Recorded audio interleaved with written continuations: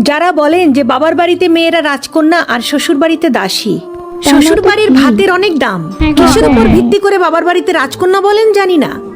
এতটুকু বলি আপনার অভিজ্ঞতা স্বল্প, কেমন বাস্তবতা দেখেননি, এই জন্য বাবার বাড়িটা আপনার কাছে রাজপ্রাসাদ।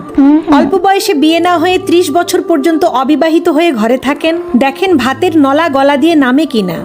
প্রতিবেশীর অল্প বয়সী মেয়েটা যখন বাচ্চা কোলে নিয়ে আপনার সামনে দিয়ে হাঁটে তখন কেমন অনুভূতি হয়।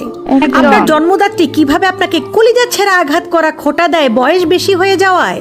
কোনোদিন প্রতিবেশীর সেই খোঁটা শুনেছেন? ডিভোর্সি মেয়ের অবস্থা দেখবেন, জামাই বাড়িতে অশান্তি হোক সবাই বলবে চলে আসো, আমরা আছি। 2 দিন বাপের হোটেলে খেয়ে দেখেন, গলা টেনেও সেই ভাত নিতে পারবেন না। আপনি যে আদরের কন্যা, দেখেন আপনার কিং বাবা আর কুইন মা উঠতে বসতে কিভাবে খোঁটা দেয়।